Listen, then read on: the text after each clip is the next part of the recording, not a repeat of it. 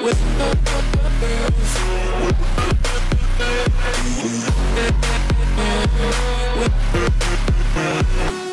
what is up guys, Clausenex here, and welcome to another episode of Fitness Gimmick Friday, the Friday where I rip apart some fitness gimmick that everybody seems to believe works. Today we're going to be talking about the sweatsuit. So sweatsuits are something that people wear when they exercise or when they work out or when they train, because they believe, or the concept is that as you're wearing this heavy duty suit, it keeps your body heat trapped inside and it can't escape. So you start to sweat a lot. It gets very warm, it gets very hot, you're just drenched in sweat, the whole inside of your suit is wet.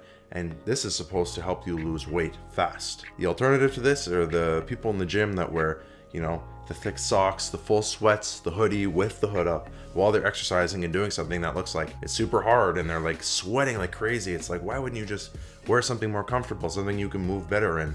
But, you know, they're trying to drop some body weight, which is exactly the whole thing about sweatsuits. They're supposed to help you lose weight. Well, the sweatsuit does actually encourage weight loss. It might not be the weight loss that you want it to be. Since you're just sweating so much in this glorified garbage bag, you lose a lot of water. And human body is made up of, you know, roughly 75% water. So you're just sweating your insides out. How much do you think that this cup of water weighs? Glass aside, you know, it's pretty heavy. This is for sure at least a few pounds right here. So if you're able to lose a few pounds with a sweatsuit fast, you're sweating this much fluid out of your body. Now what happens while you're working out? You get thirsty, you start to get dehydrated, especially if you're in a sweatsuit. You're going to become dehydrated at a much quicker rate. So either you're depriving yourself of water because you're trying to lose water from your body, or you're being a smart person and you're rehydrating yourself. That water that I just sweat out of my body, that weight that I just lost, I just put back on. You see the problem here. By the time you get back from the gym and you have a big glass of water to rehydrate yourself, you've put that weight back on. Now I can't just say that it's that simple that you just drink a cup of water and it replaces, because I don't know how much you in particular are going to sweat in a sweatsuit compared to me and how much water it takes. But you get the idea. The point is that it's easy to put that weight back on as soon as you start drinking water again. So while I was doing some research into the sweatsuit, I saw some cons that are kind of disturbing. So aside from being largely at risk for dehydration, you're also at risk for heat stroke, which is something that I didn't really consider at first, but that's very possible. You're in this suit that's keeping all your body heat in. Keep in mind, the reason that you sweat is because your body's trying to get you to maintain a core temperature. So you're sweating all this fluid out of your body. That's what the job of water is in your body, or one of their jobs is to regulate temperature. So you're sweating because your body's trying to bring your temperature back down. You put a suit on, that temperature's got nowhere to go. Yeah, of course you're at risk for heat stroke, especially if you're some intense athlete who's going for runs outside in the summer in a sweatsuit. Not only does it sound dangerous, it sounds kind of stupid. Why would you put yourself at such a risk just to lose some water weight? And then of course, if you're losing all that water weight, your electrolytes are going to be all out of whack. You're going to need definitely a lot of those. And how do you get electrolytes back in your body? Usually with some kind of salty food product or drink or Gatorade. If you eat a salty food, you're going to wash it down with some water. If you drink some Gatorade, you're putting water back in your body. Are you starting to see the contradiction here?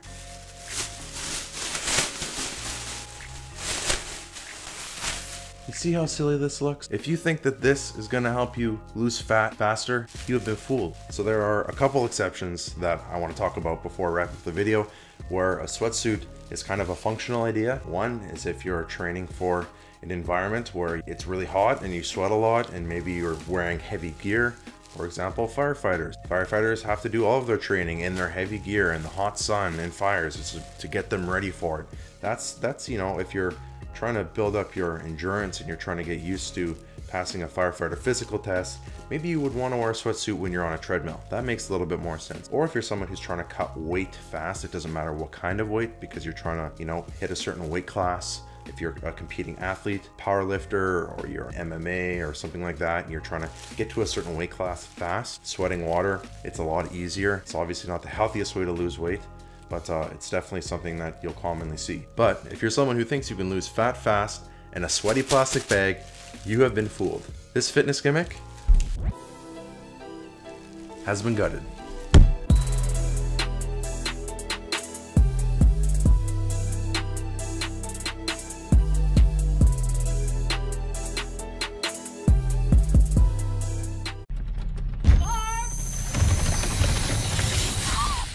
Have you seen some people using these red light machines that shoot infrared light onto their skin? Is it insane?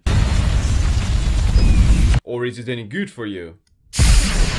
In this video, I'm going to tell you the health benefits of red light therapy. Red 6 standing by. Natural sunlight's been used not only for growing crops, but as heliotherapy to heal the skin and cure other ailments. Modern light therapy was pioneered by Niels Finsen, who was a physician from the Faroe Islands.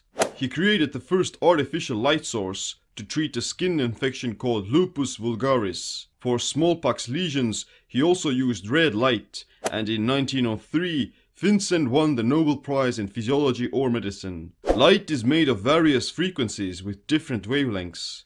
Natural sunlight consists of ultraviolet light, which is 300 to 400 nanometers. The entire visible light spectrum is 400 to 700 nanometers, and infrared light is 700 to 1200 nanometers.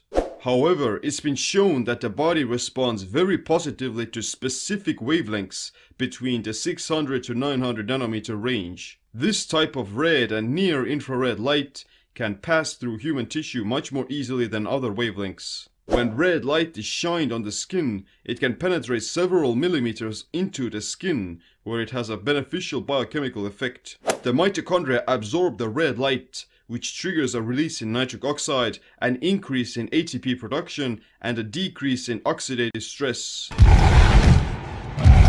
Red light therapy or photobiomodulation has been around for a few decades, but it hasn't been used as mainstream medicine. Red light therapy can be very effective for seasonal affective disorder, circadian rhythm mismatches, sleep problems, various skin conditions, pain management, hair growth, and accelerated wound healing. Red light wavelengths have a specifically unique and beneficial effect on longevity. It relieves muscle pain, aches, and can reduce arthritis. It can promote the recovery of skeletal muscle injuries. It enhances physical performance and recovery time. It increases mitochondrial functioning and energy levels by releasing ATP from cells and stimulating DNA-RNA synthesis. It can boost testosterone in men. It's been even questioned as to whether or not red light therapy should be allowed in athletic events because of its sheer effectiveness. It reduces inflammation, lowers oxidative stress, and speeds up wound healing. It can also boost cognitive functioning by increasing the amount of mitochondria in the head.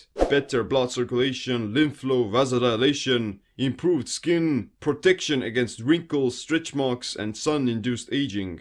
It stimulates the production of collagen and elastin that promotes skin complexion, joint strength, and hair growth. So it sounds like this amazing thing that has a ton of health benefits, and there seem to be no negative side effects. Is it safe?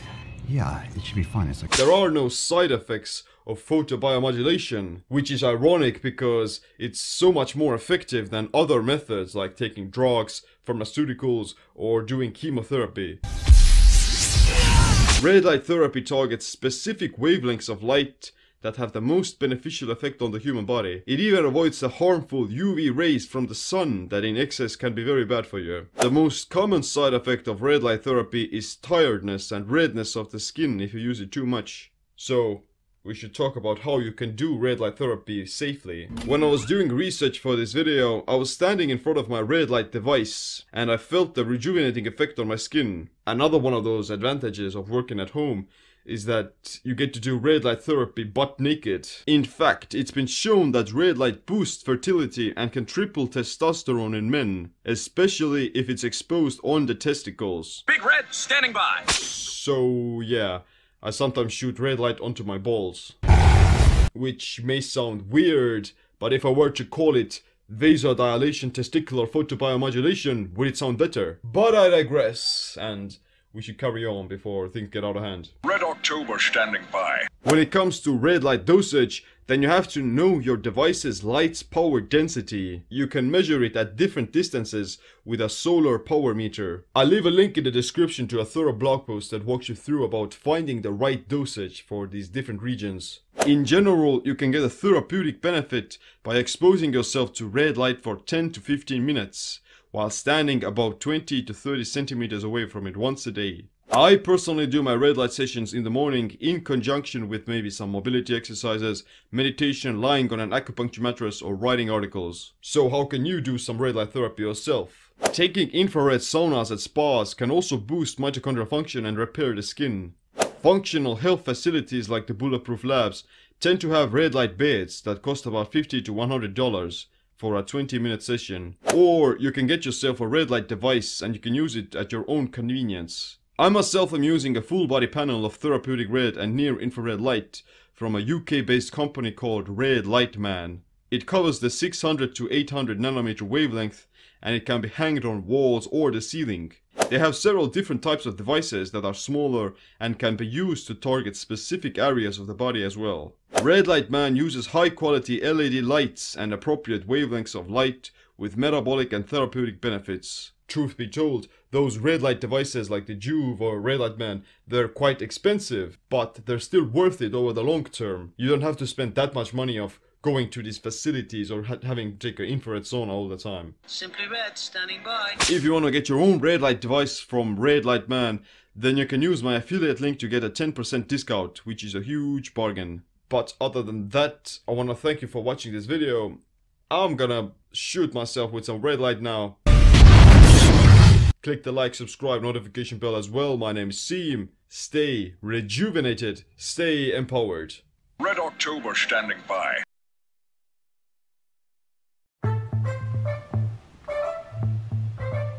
Hi everybody, thanks for checking out my infrared sauna vlog. This is where I sit in my infrared sauna and I sweat and I meditate and I just totally chillax and think about things that I need to think about so that I can keep my head straight and keep my focus and keep my positivity. Because right now it's been so difficult to do that because, well, for one, the general astrology has been off the chain, like so many like cantankerous transits that causes everybody just to feel like burdened. But I do this because I want to help people too, and I can help myself, and hopefully by helping myself I can help others. So that's what I do.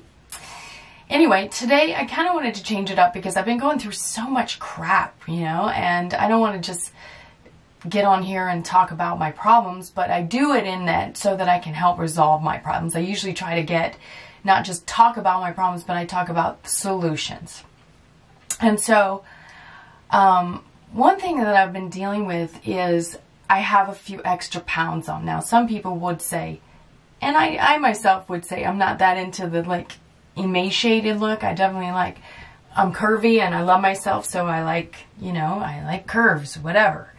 But sometimes you can have too few many curves, and I feel like that's where I am right now. And I know that it's partly because I haven't been able to work out because I broke my wrist, and also because it's just been really stressful.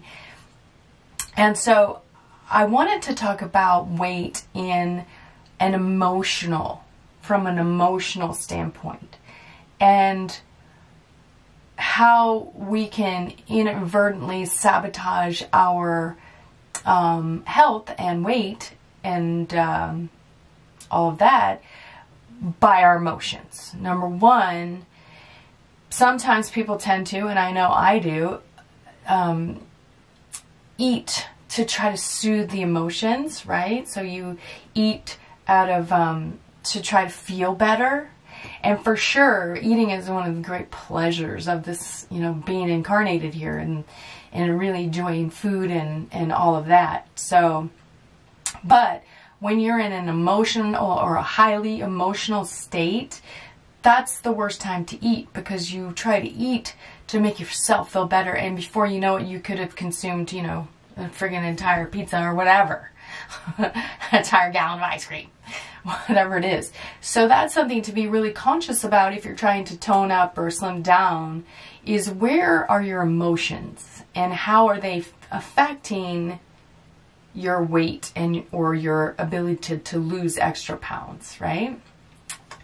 So another thing to consider, and this is what I've been considering because I have not been eating out of comfort. I've been actually on a relatively restricted diet and trying to really rein all that in, and because I still haven't been able to really exercise properly. I went running the other day and injured my hip, which has caused me great pain and suffering, But I'm not going to belabor that. I'm just going to focus on healing that and doing other things in the meantime that will help me get to my fit, tight self. Okay, so, but the other thing I was thinking is that sometimes when we're going through very emotional times, even if we don't eat for comfort, so to speak, through our emotions, we can tend to hold on to weight emotionally. It's almost like an emotional security blanket, which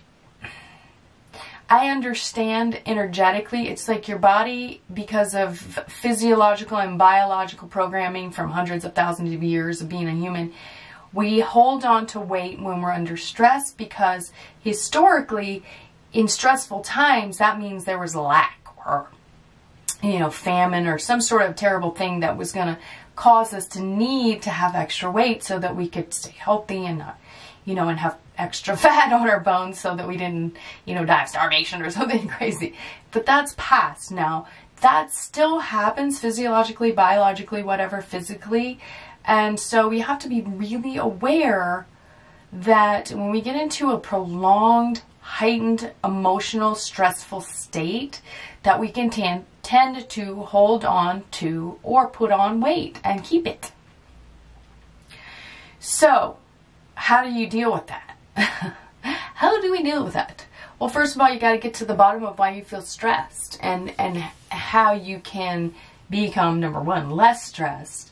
And if you know what it is that's stressing you out, change it, you know, finally make the change. And the reality is, once you do that, the weight will fall off, you know. I mean, you can't continue to eat like an emotional eater or just a, you know, haphazard eater and expect to lose weight. But once you get your emotions and your stress level down, your weight will stabilize and become normalized in a more healthy range.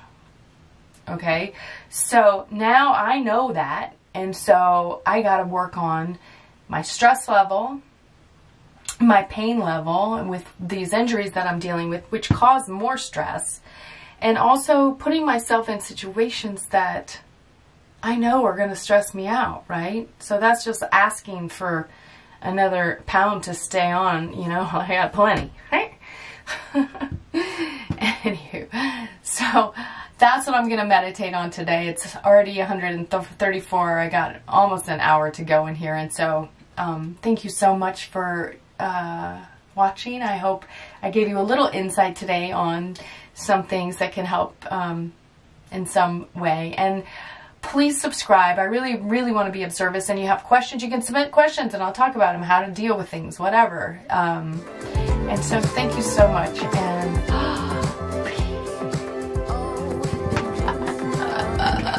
gotta keep winning, gotta keep winning, gotta keep winning, winning, winning, gotta keep winning, gotta keep winning.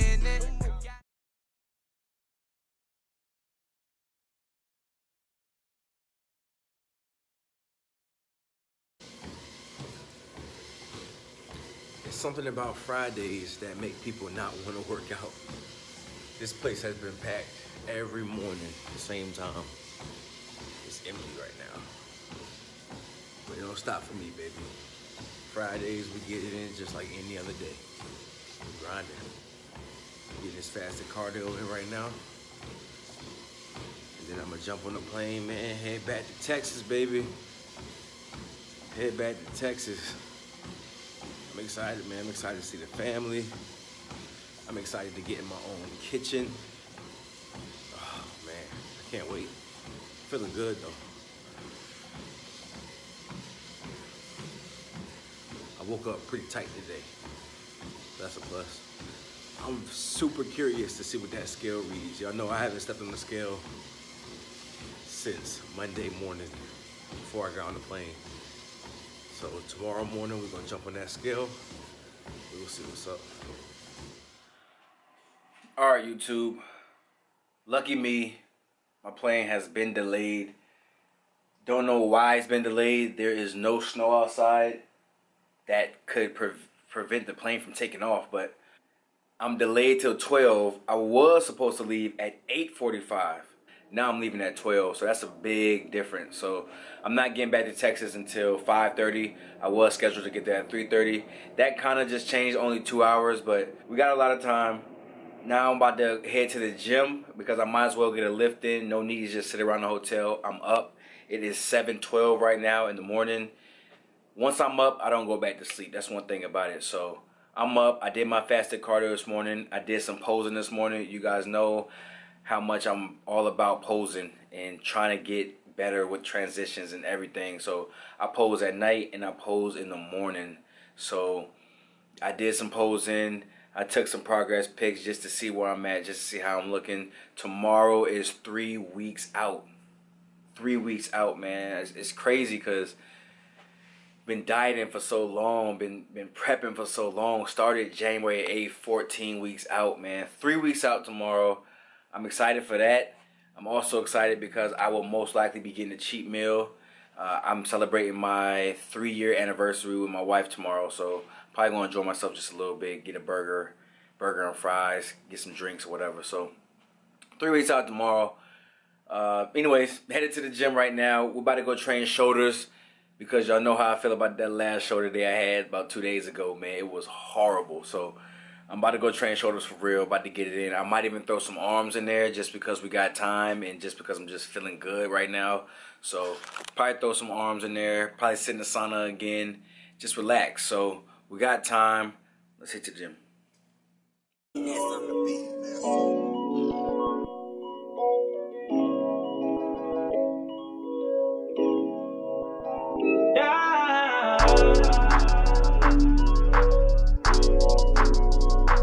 I got some issues, I know that I can't lie. Cause I got a bitch, but I fuck hoes on the side. I got some issues, I know that I can't hide.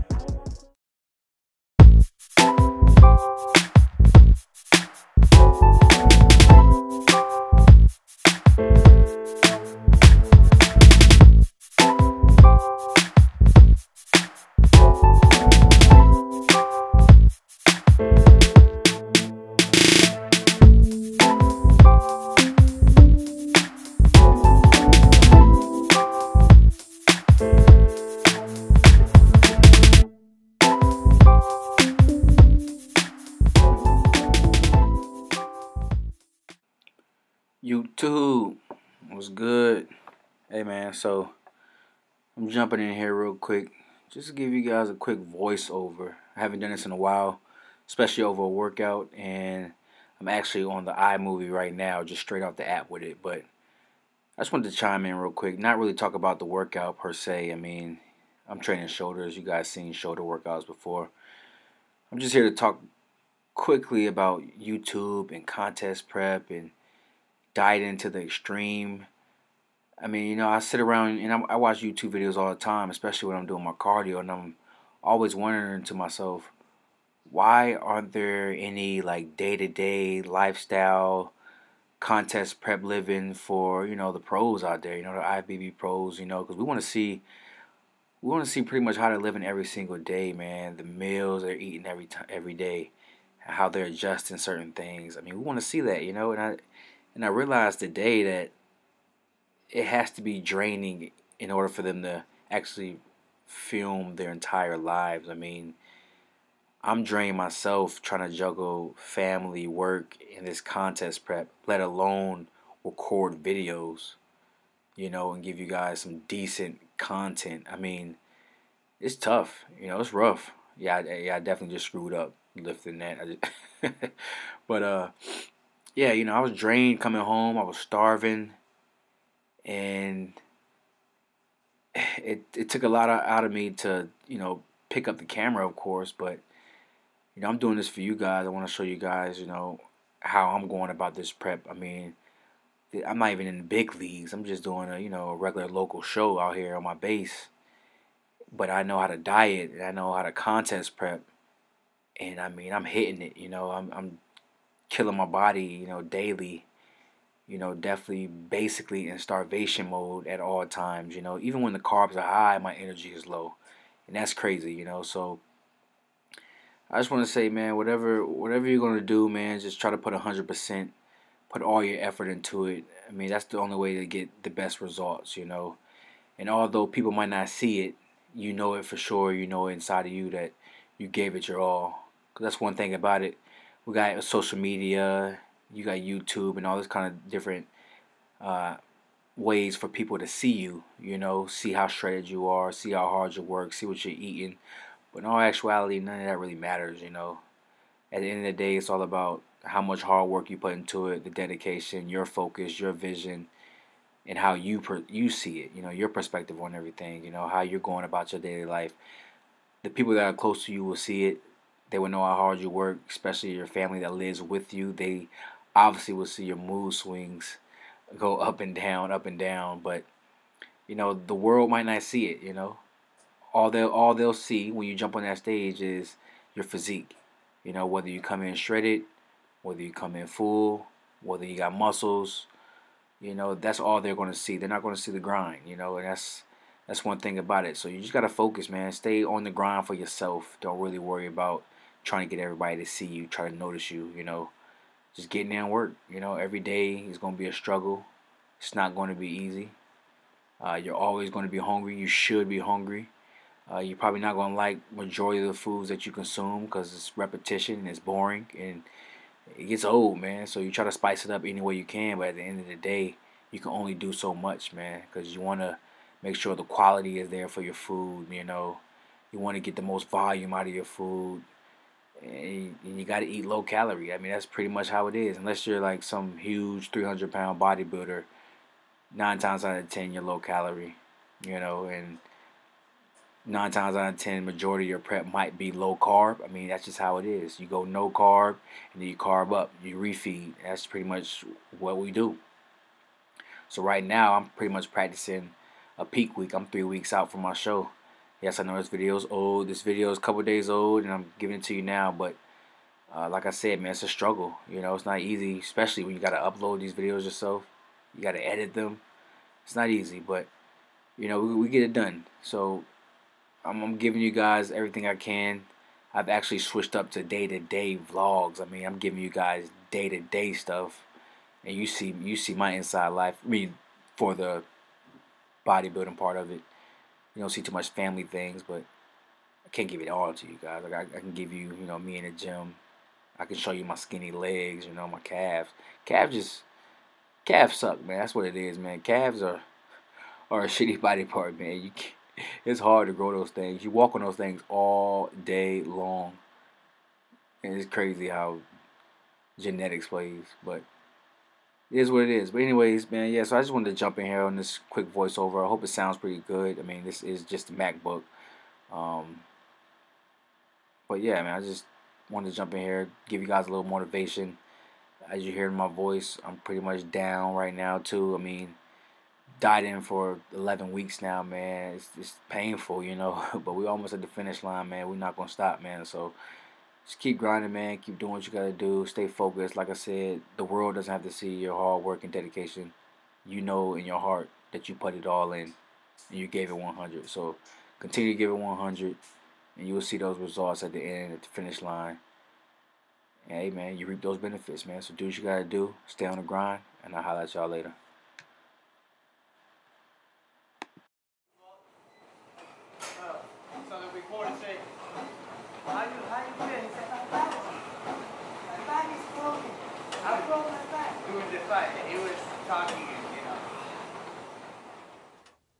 Baking in this sauna right here. Hey, let me make something clear because I don't want anybody getting false information from this channel. The sauna is not a place you go to simply lose weight, okay?